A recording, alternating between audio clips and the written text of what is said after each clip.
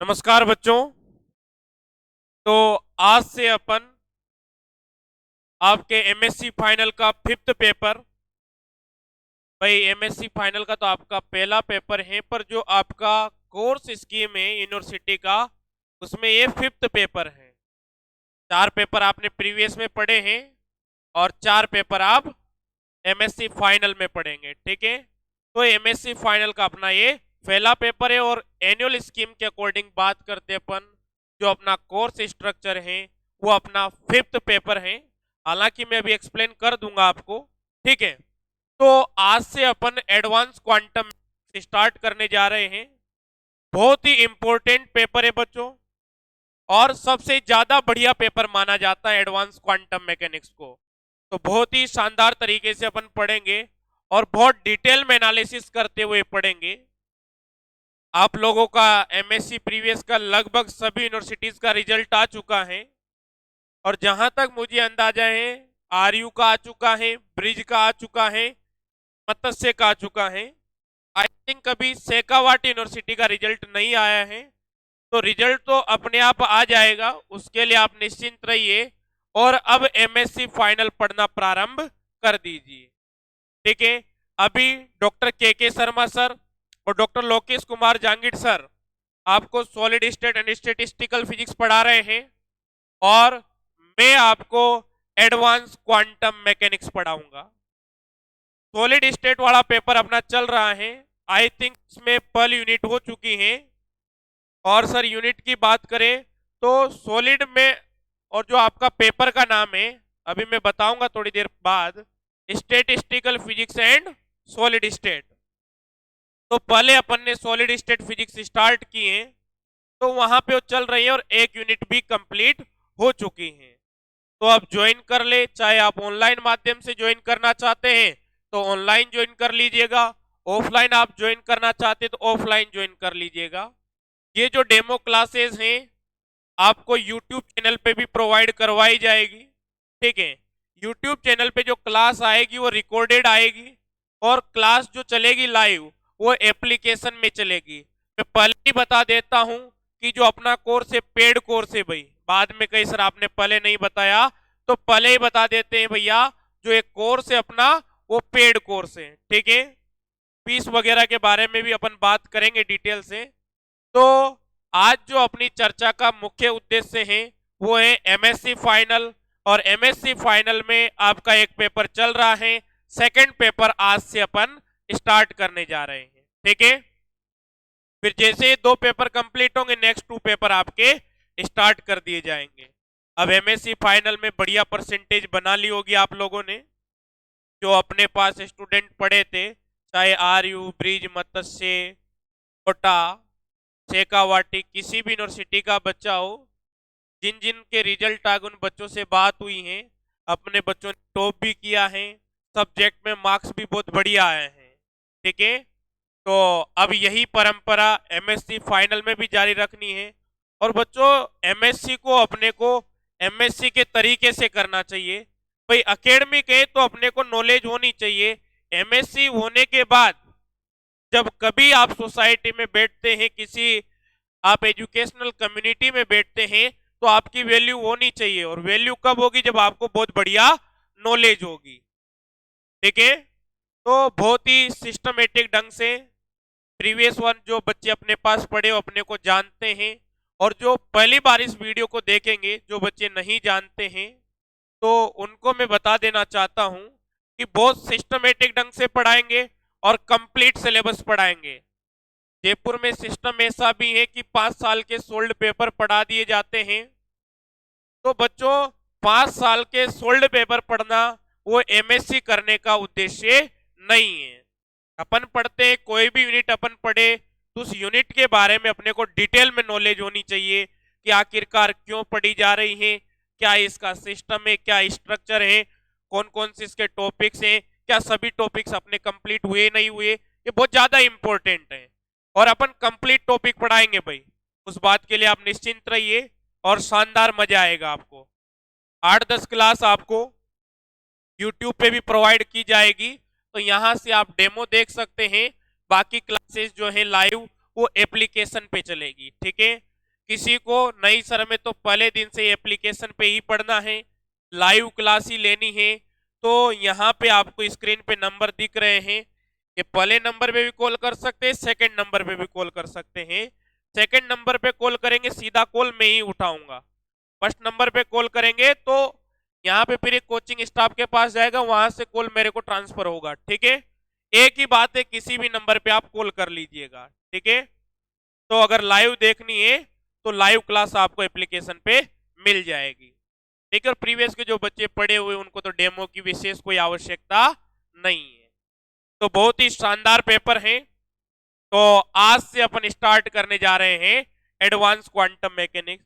मैं ब्रीफ में बात भी करूंगा बच्चों कि आखिरकार अपने को एडवांस क्वांटम मैकेनिक्स की जरूरत क्यों पड़ी, क्यों अपनी क्वांटम मैकेनिक्स कुछ एक्सपेरिमेंट को एक्सप्लेन नहीं कर पाई, और एडवांस क्वांटम में किस प्रकार का फॉर्मुलेशन अपन देखते हैं, किस थ्योरी को अपन डील करेंगे, क्या अपना कोर्स स्ट्रक्चर रहेगा, क्या अपना फीस स्ट्रक्चर रहेगा, इन सब के बारे में अपने को बात करनी है। क्या अपना क्लास का टाइम ड्यूरेशन रहेगा, तो डिटेल में बात करेंगे। तो एक बार जब इसको स्टार्ट करने चलेंगे तो थोड़ा सा अपने को बैक में जाके समझना होगा कि आखिरकार कुछ एक्सपेरिमेंट ऐसे आए जिनको आप प्रेजेंट थ्योरी के बेसिस पे समझ नहीं पाए। तो ये क्वांटम की एडवांस थ्योरी है और बहुत ही इंपॉर्टेंट है, आप लोगों को बहुत अच्छे से पढ़ना है। जिस बच्चे को एडवांस क्वांटम मैकेनिक्स पे पकड़ है तो फिर उसकी सब सब्जेक्ट पे पकड़ है। तो कैसे पढ़ेंगे, बहुत ही ध्यान से पढ़ेंगे। सुन रहे नमन, बहुत ध्यान से पढ़ना है और सिस्टमेटिक, जहां समझ में नहीं आए वहीं पे पूछ लेना है। और आपको बच्चे बोलेंगे एडवांस क्वांटम में बड़े बड़े डेरिवेशन आएंगे, बहुत बड़ी बड़ी थ्योरी, ऐसा कुछ नहीं। पढ़ने वाले बच्चों के लिए सिस्टमेटिक ढंग से एक एक करवा देंगे, बिल्कुल इजी वे में एक एक चीज आपको समझ में आएगी, उसके लिए आप निश्चिंत रहिएगा। ठीक है, तो ये एमएससी फिजिक्स है और फाइनल ईयर का अपन पेपर स्टार्ट करने जा रहे हैं। बच्चों जिन जिन यूनिवर्सिटीज को अपन पढ़ाते हैं मेनली उनका नाम यहाँ पे लिखा हुआ है, एक बार मैं बता देता हूं, एक सेकेंड।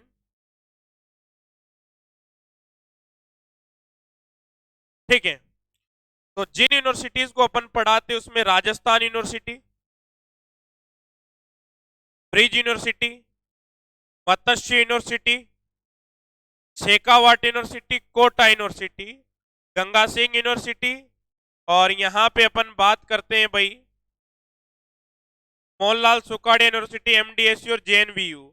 और यहाँ पे मैं कोर्स स्ट्रक्चर बताऊंगा, उसमें आप लोगों को पता लग जाएगा कि कौन सी, अगर अदर यूनिवर्सिटीज का आउट ऑफ स्टेट के बच्चे भी होते हैं जिनका सिलेबस मैच होता है वो इसको ज्वाइन कर सकते हैं। और एक इंपॉर्टेंट थिंग और बता देना चाहता हूं कि जो आपके जूनियर्स हैं उनको इन्फॉर्म कर दीजिएगा कि अपन ने सेमेस्टर का अलग से बैच भी अनाउंस कर दिया है।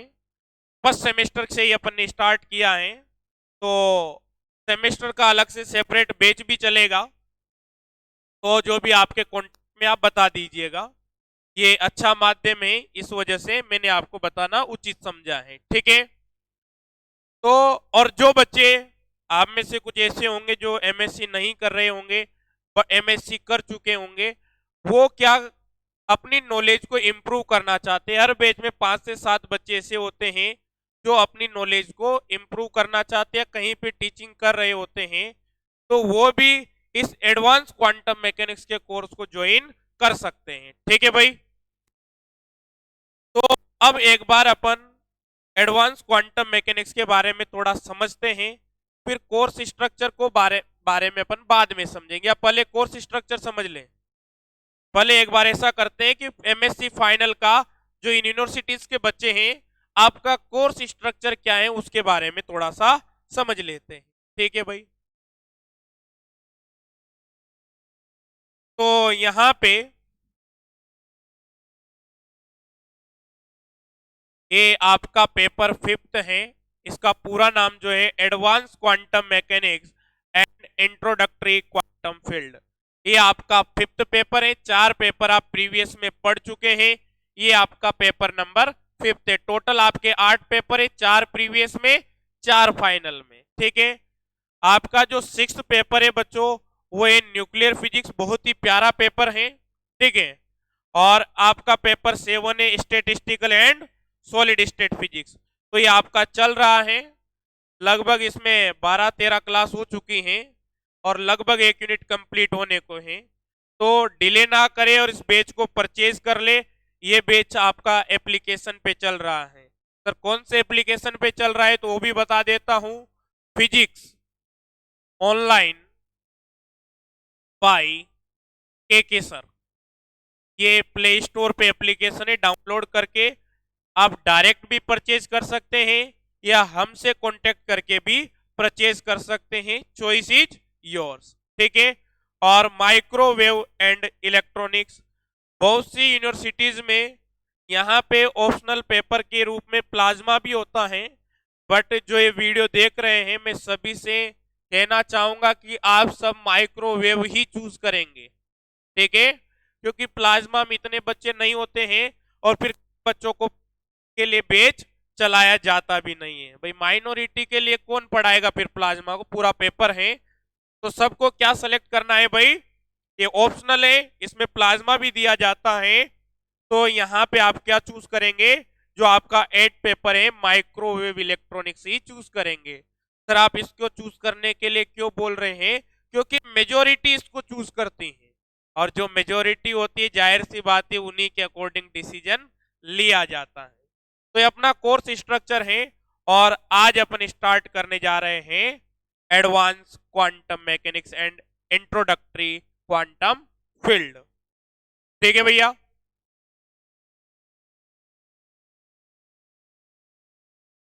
तो ध्यान से देखेंगे बच्चों कि कुछ एक्सपेरिमेंट ऐसे हुए जिनको क्वांटम मैकेनिक्स के द्वारा नहीं समझाया जा सका। तो प्रेजेंट जो वहां पे साइंटिस्ट कम्युनिटी थी, उन्होंने फिर नई एडवांस थ्योरी को डेवलप किया उन एक्सपेरिमेंट को एक्सप्लेन करने के लिए, जिसको अपन एडवांस क्वांटम मैकेनिक्स के रूप में पढ़ते हैं। बच्चों जो एडवांस क्वांटम मैकेनिक्स है, जो आपका AQM है, और इस AQM को कुछ गुरुजन रिलेटिविस्टिक क्वांटम मैकेनिक्स भी बोलते हैं। क्या बोलते हैं भैया, रिलेटिविस्टिक क्वांटम मैकेनिक्स। तो एडवांस क्वांटम मैकेनिक्स या यूं कहे रिलेटिविस्टिक क्वांटम मैकेनिक्स हैं, ये दो थ्योरी के कॉम्बिनेशन से मिलके बनी हुई हैं। सर कौन कौन सी थ्योरी है, एक तो अपन बात करते हैं स्पेशल थ्योरी ऑफ रिलेटिविटी और एक बात करते हैं अपन क्वांटम मैकेनिक्स। क्वांटम मैकेनिक्स और स्पेशल थ्योरी ऑफ रिलेटिविटी के बारे में आप अपनी पुरानी क्लासेस में पढ़ चुके हैं।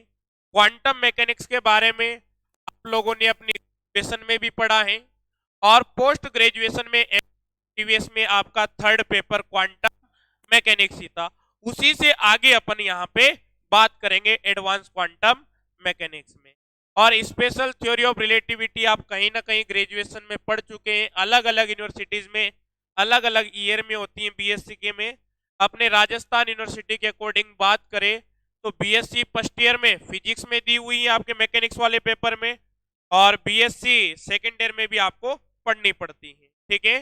तो बहुत इंपॉर्टेंट है special theory of relativity.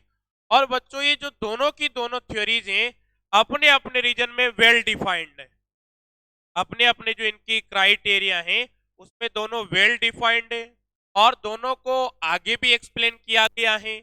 Special theory of relativity की बात करें तो आप लोगों ने नाम सुना होगा जनरल थ्योरी ऑफ रिलेटिविटी, तो इसको भी आगे एक्सपेंड किया गया है। क्वांटम मैकेनिक्स को भी आगे एक्सपेंड किया गया और यहाँ क्वांटम मैकेनिक्स। तो दोनों दोनों अपने अपने रीजन में वेल डिफाइंड है और जो प्रेजेंट एक्सपेरिमेंट है उनको भी ये अच्छे से एक्सप्लेन करती हैं। काफी सारे एक्सपेरिमेंट ऐसे पाए गए हैं जिनसे special theory of relativity tested होती हैं, वेरीफाई होती हैं। और अपन क्वांटम मैकेनिक्स की बात करें बच्चों, तो क्वांटम मैकेनिक्स में जब आप बात करते हैं हाइड्रोजन एटम की, केवल जनरल चर्चाएं कर रहा हूं जिससे आपकी एक समझ बने कि आखिरकार एडवांस क्वांटम मैकेनिक्स की जरूरत क्यों पड़ रही है, आखिरकार अपने को इसको क्यों पढ़ना पड़ रहा है। ठीक है, तो जैसे अपन हाइड्रोजन एटम की बात करें बच्चों, हार्मोनिक ऑसिलेटर की बात करें,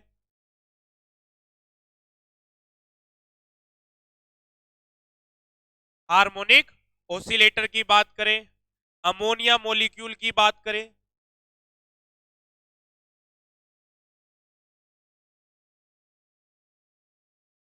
अमोनिया मॉलिक्यूल की बात करें तो इनकी लिए जो एक्सपेरिमेंट से रिजल्ट आते हैं, अगर उन रिजल्ट को आपको किसी थ्योरी से एक्सप्लेन करना है, यहां पे अपन बात करें क्वांटम थ्योरी की, तो क्वांटम थ्योरी इनको एक्सप्लेन करने में सक्षम है।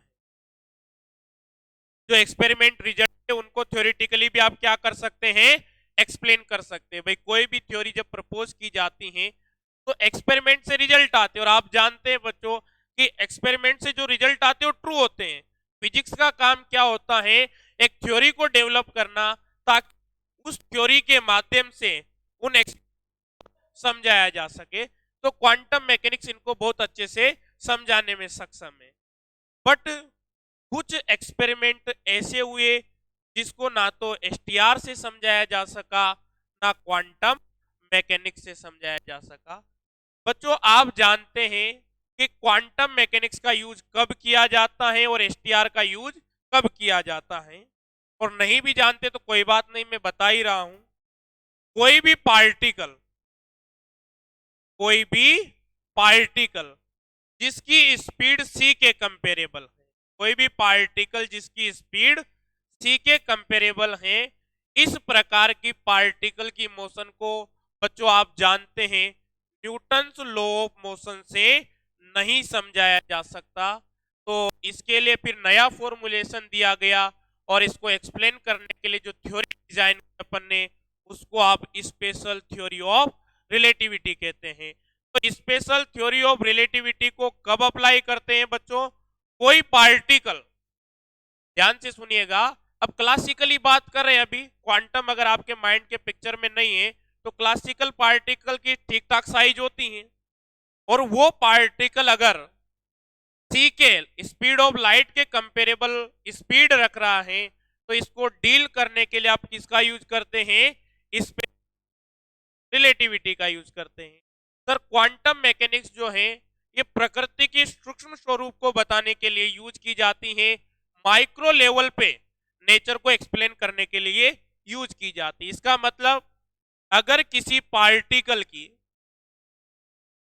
जो साइज है बच्चों, अगर वो माइक्रो ऑर्डर की हो, माइक्रो ऑर्डर की हो, जैसे अपन बात करते हैं इलेक्ट्रॉन, प्रोटॉन, न्यूट्रॉन, तो इन जनरल कह सकते हैं एटॉमिक और मॉलिक्यूलर लेवल की साइज के लिए अगर पार्टिकल के लिए अपन बात करेंगे तो उसको एक्सप्लेन करने के लिए आप किसकी यूज करेंगे भाई, आप क्वांटम मैकेनिक्स का यूज करेंगे। ठीक है, इसमें तो किसी को कोई दिक्कत होनी नहीं चाहिए। क्या क्वांटम मैकेनिक्स का कॉन्सेप्ट समझ में आ गया, क्या एसटीआर का कॉन्सेप्ट समझ में आ गया। अब बच्चों होता क्या है, कुछ मैटर पार्टिकल हैं, कुछ मैटर पार्टिकल हैं, अगर इनके साइज के लिए बात की जाती है तो इनकी साइज क्या है, माइक्रो लेवल की है, और इनकी जो स्पीड है बच्चों वो किसके कंपेरेबल है, सी के कंपेरेबल है। लिख लीजिए सी के, स्पीड ऑफ लाइट के कंपेरेबल है। अब इसको ना तो एसटीआर से एक्सप्लेन किया जा सकता है, ना ही क्वांटम मैकेनिक्स से एक्सप्लेन किया जा सकता है। जो आपकी दोनों प्रेजेंट थ्योरी हैं इस प्रकार के पार्टिकल को एक्सप्लेन करने के लिए सक्षम नहीं है। तो फिर यहां पे अपन ने क्या किया, क्वांटम मैकेनिक्स और एडवांस सॉरी क्वांटम मैकेनिक्स और रिलेटिविटी थ्योरी का यूज करके इनके कॉम्बिनेशन से एक नई थ्योरी डिजाइन की, जिसको अपन रिलेटिविस्टिक क्वांटम मैकेनिक्स या एडवांस क्वांटम मैकेनिक्स के नाम से जानते हैं। तो एडवांस क्वांटम मैकेनिक्स में अपन किसके साथ डील करते हैं? जो पार्टिकल की साइज माइक्रो लेवल की होती है और स्पीड सी के कंपेरेबल होती है। इस प्रकार के पार्टिकल को डील करने के लिए कौन सी थ्योरी की रिक्वायरमेंट पड़ती है? एडवांस क्वांटम मैकेनिक्स की रिक्वायरमेंट पड़ती है या रिलेटिविस्टिक क्वांटम मैकेनिक्स की रिक्वायरमेंट पड़ती है बच्चों। बट एक बात मैं आपको कहना चाहता हूं कि रिलेटिविटी थ्योरी एक बिल्कुल डिफरेंट है, उसके पूरी थ्योरी अलग है, उसके सिद्धांत अलग है, उसकी लैंग्वेज अलग है, उसके पोस्टुलेट्स अलग है। क्वांटम मैकेनिक्स है, इसकी थ्योरी अलग है, इसकी लैंग्वेज अलग, इसके पोस्टुलेट्स डिफरेंट है। तो दोनों को अपन कंप्लीट मिक्सअप नहीं करते हैं, इनके बॉर्डर लाइन की बात करते हैं। किसकी बात करते हैं? बॉर्डर लाइन की बात करते हैं। जो एक्यूएम आप डिफाइन करते हैं या रिलेटिविस्टिक क्वांटम मैकेनिक्स डिफाइन करते हैं, तो यहां पे अपन रिलेटिविटी थ्योरी और क्वांटम मैकेनिक्स के बॉर्डर पे बात करते हैं और इनका लिटिल मिक्सअप देखते हैं, थोड़ा मिक्सअप देखते हैं। और यहां पे अपन एसटीआर और क्वांटम मैकेनिक्स के बॉर्डर लाइन पे बात करते हैं और इससे जो थ्योरी अपनी डिजाइन होती है वो रिलेटिविस्टिक क्वांटम मैकेनिक्स के नाम से जानते हैं। बहुत ही इंपॉर्टेंट थ्योरी है। और जो बच्चों ये अपनी रिलेटिविस्टिक क्वांटम थ्योरी है, ध्यान से सुनो निधि, रिलेटिविस्टिक क्वांटम मैकेनिक्स है या क्वांटम थ्योरी है, ये बच्चों बहुत ही एक्यूरेट है। तो इससे जो एक्सप्लेनेशन किया गया वो बहुत ज्यादा हाईली एक्यूरेट था। अगर आपकी आम भाषा में समझाऊं, क्योंकि जाहिर सी बात है एडवांस क्वांटम मैकेनिक्स तो आप जानते नहीं अभी, आप पढ़ने की स्टेज में हैं। तो अगर एग्जाम्पल को मैं एक आपके आम भाषा में लूं, उसको भाई कितनी प्रिसाइज है, कितनी एक्यूरेट है, कितनी कम एरर इस मैकेनिक्स से आई, जो एडवांस क्वांटम मैकेनिक्स आप पढ़ते हैं, कितना प्रिसाइजली इसने मेजरमेंट किया, अगर उसके बारे में देखना है तो आइए उसको समझने के लिए मैं आपका एक फिजिकल एग्जाम्पल लेता हूं। जयपुर से दिल्ली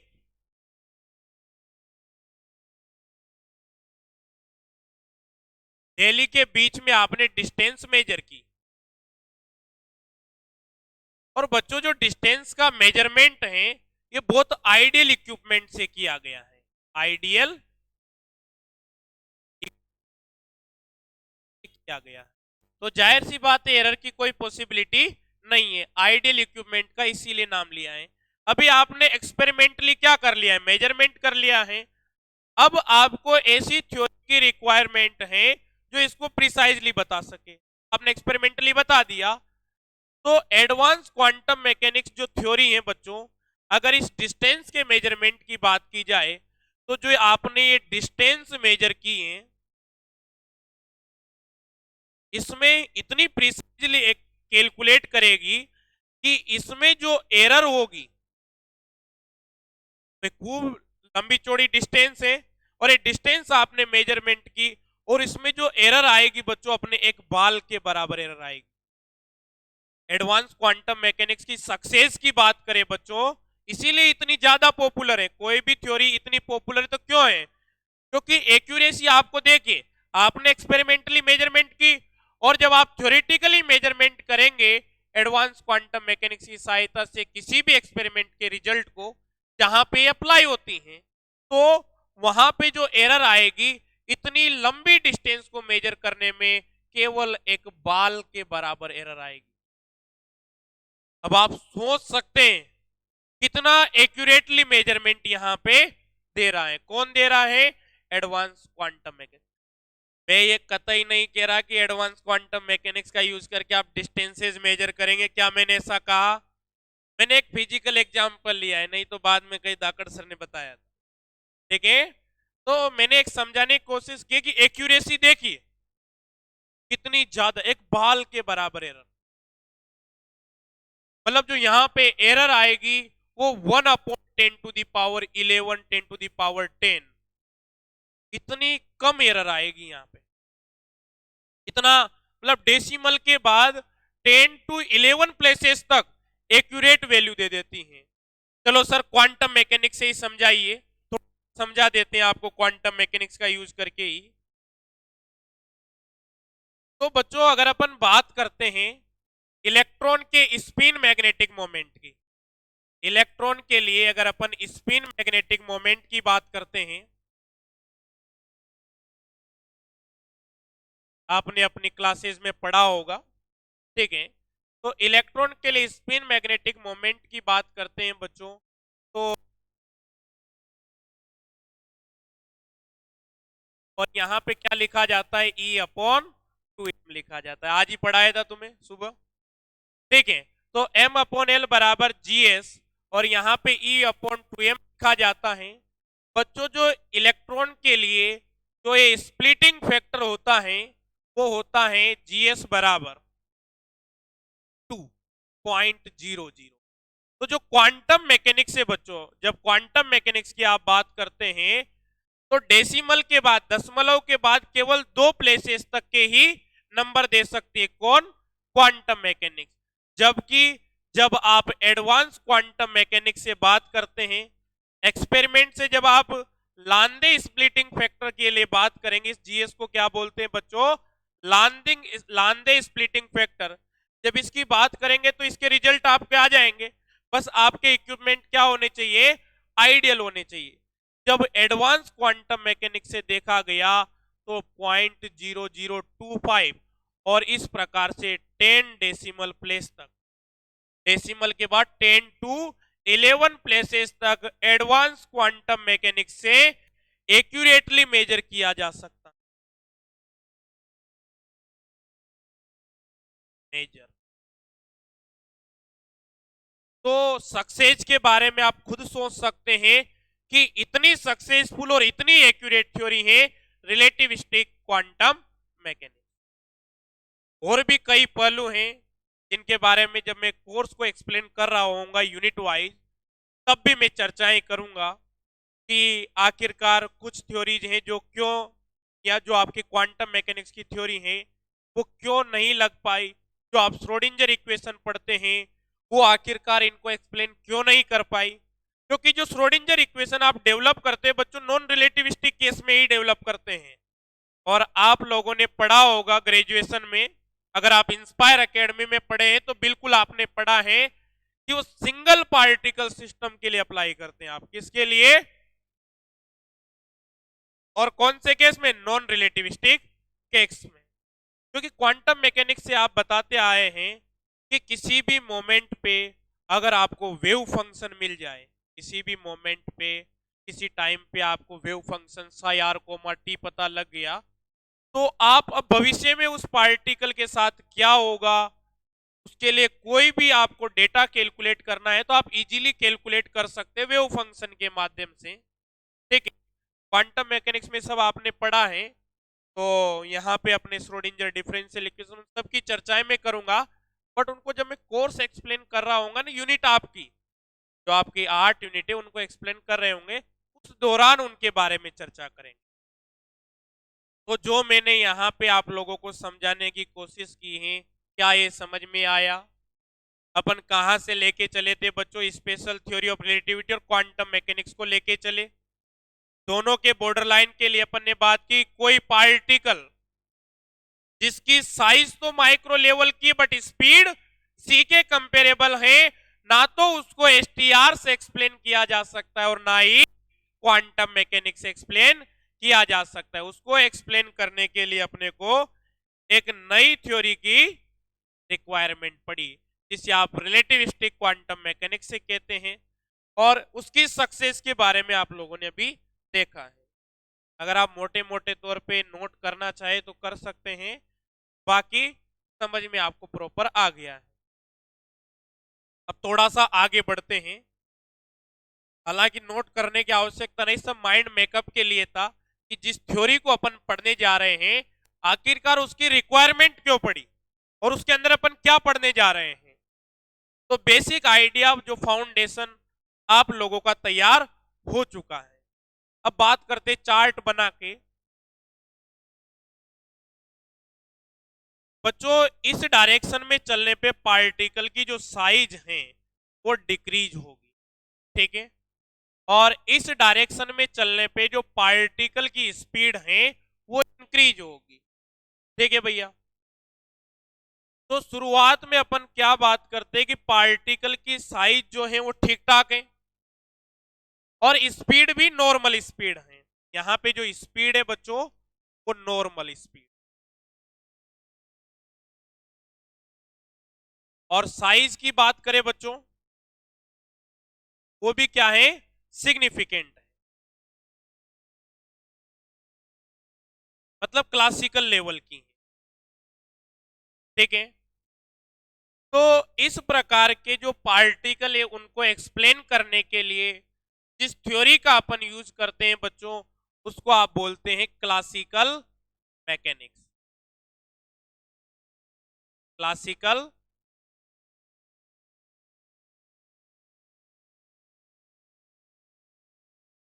मैकेनिक्स को अपन किस नाम से जानते हैं, क्लासिकल मैकेनिक्स के नाम से जानते हैं। अब बच्चों पार्टिकल की स्पीड भी नॉर्मल है और साइज क्या हो जाती है, माइक्रो लेवल की हो जाती है, मतलब अपन आगे बढ़ते हैं। तो आगे बढ़ेंगे तो अपना ये रीजन आ जाएगा। यहां पे अपन बात करते हैं बच्चों जो साइज है वो माइक्रो लेवल है, और यहां पे जो स्पीड है बच्चों वो कैसी है, नॉर्मल है। साइज का मतलब सीधा सीधा स्पष्ट शब्दों में अगर कहें तो यहाँ पे इलेक्ट्रॉन प्रोटॉन न्यूट्रॉन जिस साइज के होते हैं वो साइज पार्टिकल की हैं, और स्पीड कैसी अनुमान, नॉर्मल है भैया। तो इसको एक्सप्लेन करने के लिए जिस थ्योरी का अपन यूज करते हैं, पार्टिकल की मोशन को एक्सप्लेन करने के लिए जिस मैकेनिक्स का अपन यूज करते हैं उसे आप क्या कहते हैं बच्चों, क्वांटम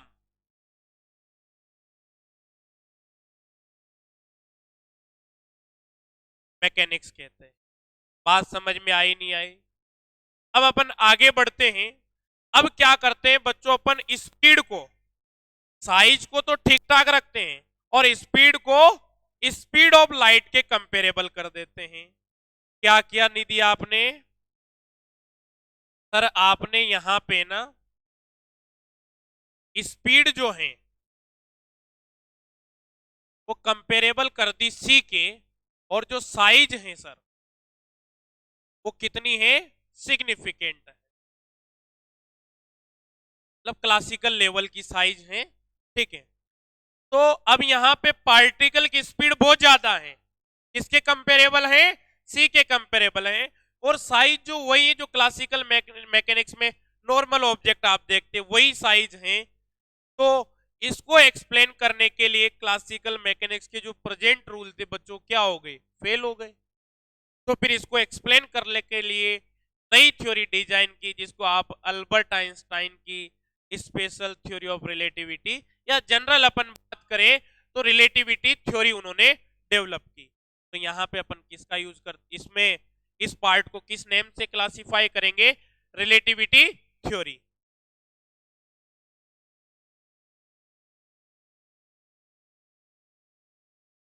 ये थ्योरी, ठीक है, रिलेटिविस्टिक क्लासिकल मैकेनिक्स भी आप इसको बोल सकते। अब क्या करना है सर, पार्टिकल की साइज तो हमने माइक्रो लेवल की कर दी, सूक्ष्म कर दी, और स्पीड भी किसके कंपेरेबल कर दी, सी के कंपेरेबल कर दी। आजाद समझ पा रहा है भाई बात को, बढ़िया से, शाबाश। तो यहां पे जो साइज है बच्चों वो क्या है, माइक्रो है, और जो स्पीड है वो क्या है, सी के, यहां पे ऐसे लिख देता हूं, कंपेरेबल है सी के। तो इसको अपन क्या कहेंगे, रिलेटिविस्टिक क्वांटम मैकेनिक्स, जिसे आप एडवांस क्वांटम मैकेनिक्स के नाम से भी जानते हैं। क्या आपको ये पता लग गया कि कौन से रीजन की अपन स्टडी करने जा रहे हैं? तो कौन से रीजन की स्टडी करने जा रहे हैं, ऐसा रीजन जिसमें जो पार्टिकल की साइज है वो तो माइक्रो लेवल की होगी और जो स्पीड है वो सी के कंपेरेबल होगी, इस रीजन की अपन स्टडी करेंगे। तो जाहिर सी बात है इंपॉर्टेंट तो है ही सही और इंटरेस्टिंग भी है, ठीक है, और बहुत ज्यादा इंपॉर्टेंट आप बोल सकते। तो ये डायग्राम बना लीजिए और थोड़ा मोटा मोटा ऊपर वाला भी लिख लेंगे, ऊपर एक्यूएम लिख के इसको थोड़ा सा लिख लीजिए रफली, इसको लिखिए एक सेकेंड।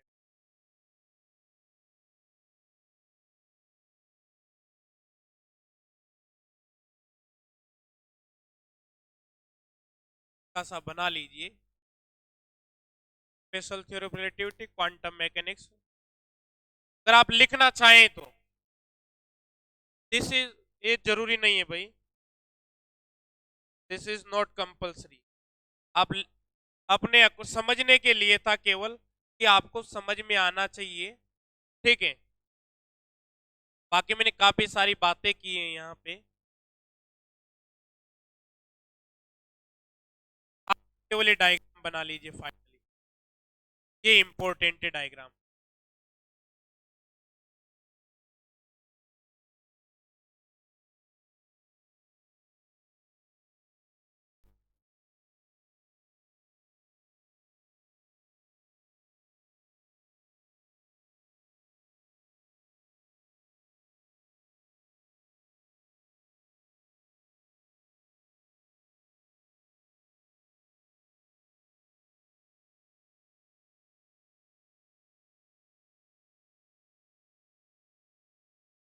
कर लीजिए भाई नोट। और ये क्लासिफिकेशन अगर आपके माइंड में है तो जो बताया है सब कुछ आपके माइंड में रहेगा, ये चार्ट है, इसमें मैंने समराइज कर दिया है इसको।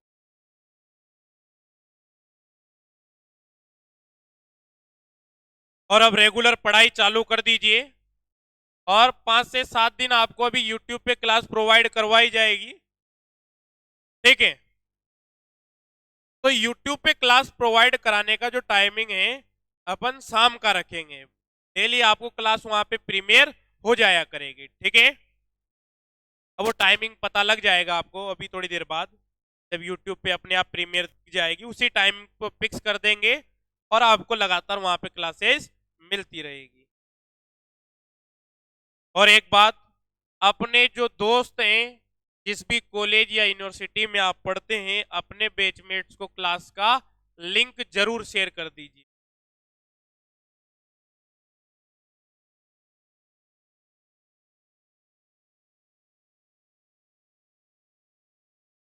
कर लिया भाई नोट।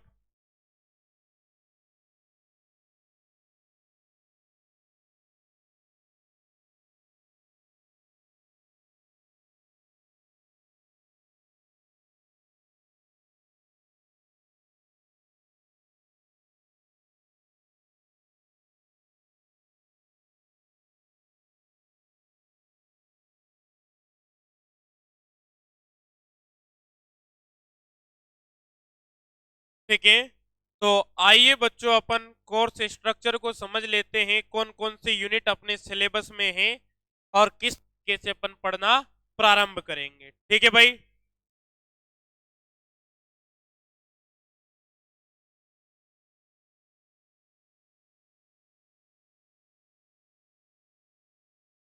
तो ये आपका सिलेबस है बच्चों,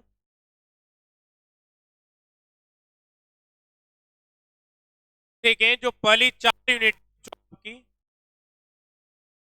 ये आपके सेक्शन ए में है।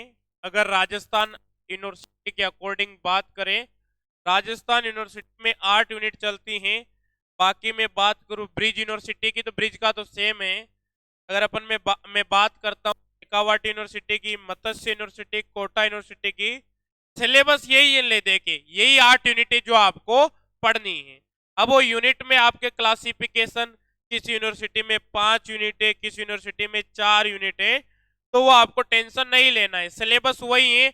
और सब यूनिवर्सिटी का सिलेबस मेरे माइंड में होता है, तो आप निश्चिंत रहिए, आपको कोई दिक्कत नहीं आएगी, ठीक है।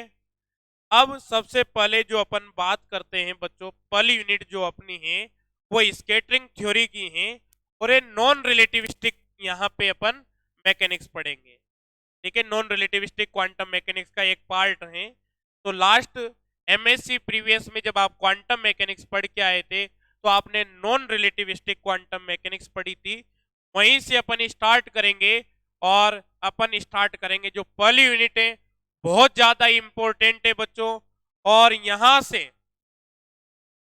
बहुत ज्यादा प्रश्न पूछे जाते हैं। बहुत ज्यादा इंपोर्टेंस आप समझ सकते हैं।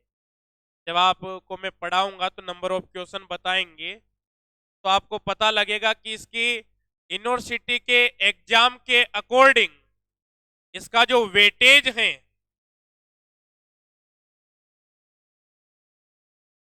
वो चारों यूनिट में सबसे ज्यादा वेटेज इसी का आता है, सबसे ज्यादा क्वेश्चन इसी के आएंगे।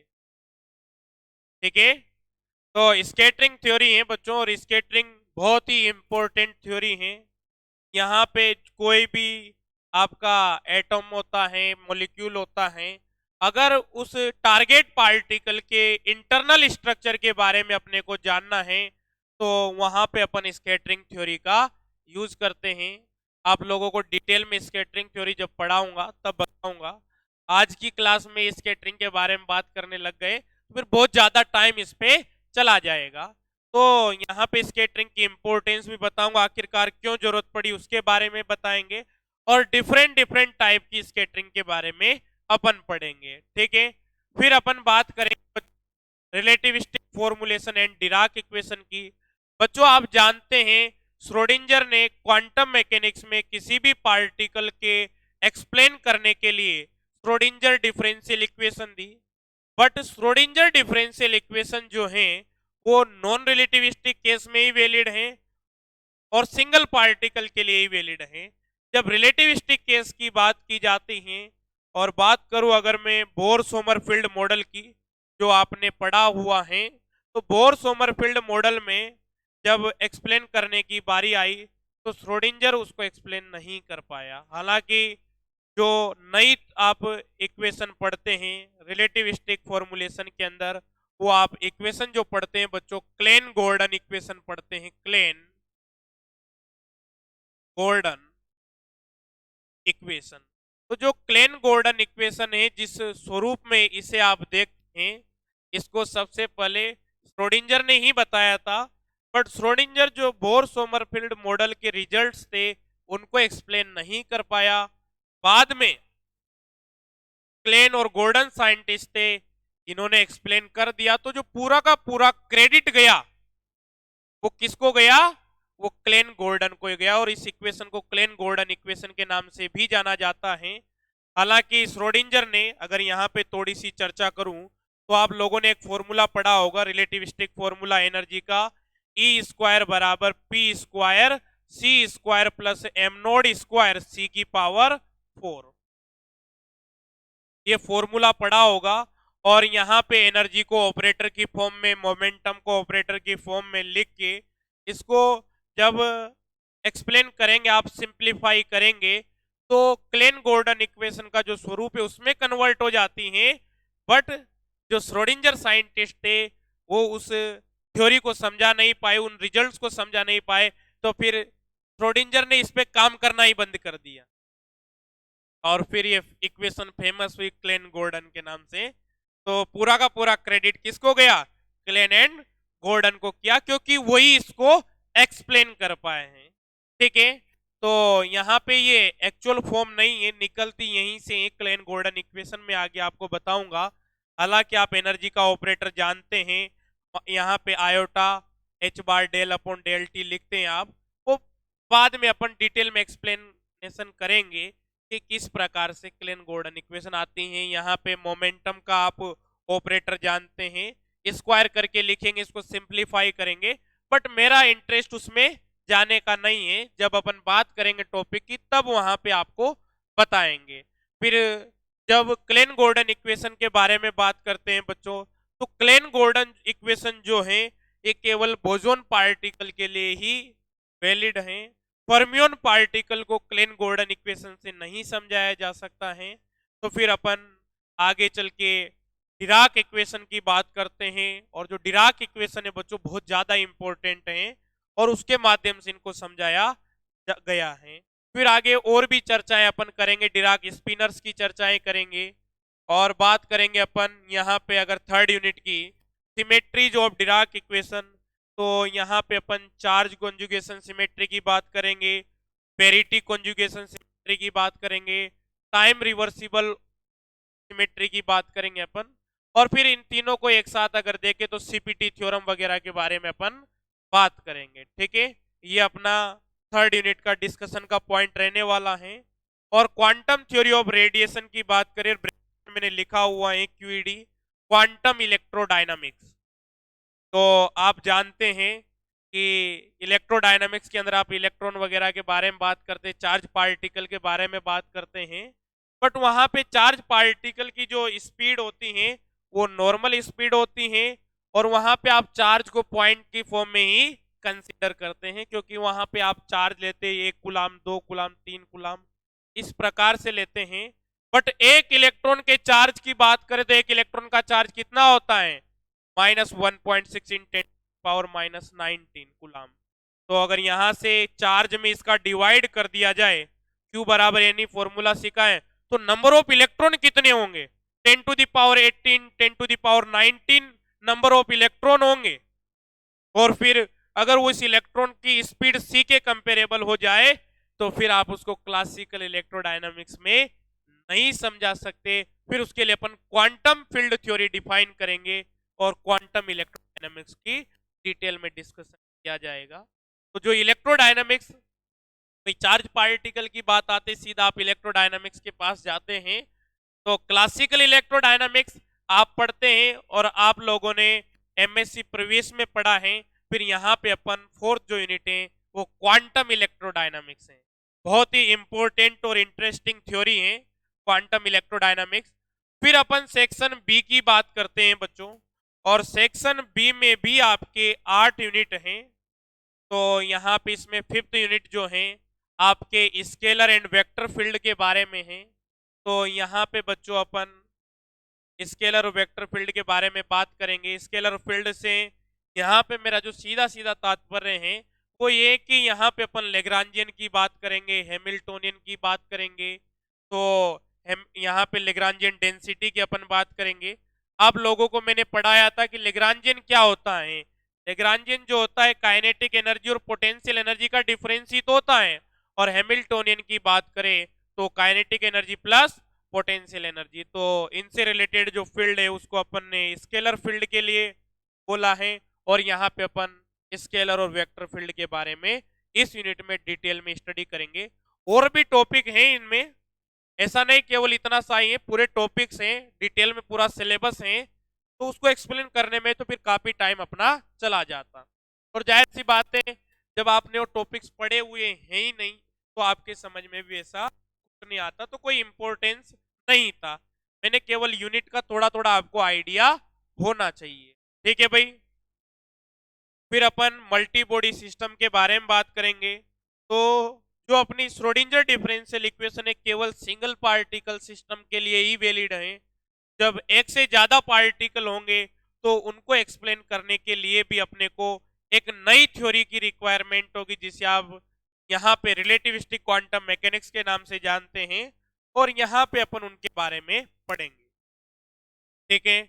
और सेवंथ है आपकी एस मैट्रिक्स। तो एस मैट्रिक्स में अपन पढ़ेंगे, और यहाँ पे बच्चों अपन विक्स थ्योरम के बारे में पढ़ेंगे, और यहाँ पे फेमान डायग्राम के बारे में पढ़ेंगे, और क्वांटम इलेक्ट्रोडायनामिक्स के लिए बहुत इंपॉर्टेंट रूल फेमान ने दिए। तो यहाँ पे फेमान रूल्स फॉर क्वांटम इलेक्ट्रोडायनामिक्स के बारे में अपन पढ़ेंगे। और लास्ट यूनिट है एप्लीकेशन ऑफ एस मैट्रिक्स। तो यहाँ पे बच्चों अपन स्केटरिंग के बारे में पढ़ेंगे, भाभा स्केटरिंग अपन पढ़ेंगे, कॉम्पटन स्पेक्टरिंग अपन पढ़ेंगे, मोलर यहाँ पे स्केटरिंग पढ़ेंगे। साथ ही साथ और भी इसमें टॉपिक्स हैं, पेयर प्रोडक्शन का भी टॉपिक है, इन सब के बारे में अपन पढ़ेंगे। तो ये अपना डिटेल डिस्कशन हो गया अपने सिलेबस को लेके। ठीक है। कल से आपकी फर्स्ट यूनिट अपन स्टार्ट करेंगे जो होगी स्केटरिंग थ्योरी। ठीक है भाई। किसी प्रकार की आपको कोई दिक्कत है तो मेरे व्हाट्सएप नंबर हैं, उस पे आप डिस्कशन कर सकते हैं जब आप डेमो क्लासेस भी लेते हैं। और यहाँ पे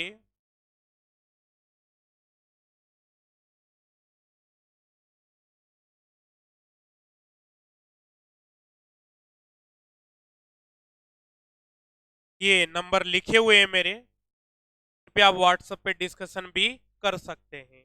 क्लासेस जो होगी एप्लीकेशन पे चलेगी, कहां पे चलेगी आपको बता दिया जाएगा। अभी आपको कहां पे मिलेगी क्लास? यूट्यूब पे मिलेगी, ठीक। एंड सेकेंड थिंग, थोड़ा सा फीस का मैं बता देता हूं। फीस जो अपनी है बच्चों, वो 3000 रुपीज पर पेपर है। 3000 रुपीज पर पेपर है। टोटल आपके 4 पेपर हैं, तो टोटल फीस जो है आपकी वो 12,000 रुपीज, ठीक है।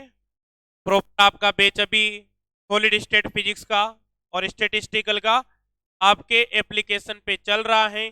कहां पे चल रहा है मैंने बता दिया है, फिजिक्स ऑनलाइन बाई के सर, ठीक है। तो परचेज कर ले, बाद में बर्डन आप पे आएगा।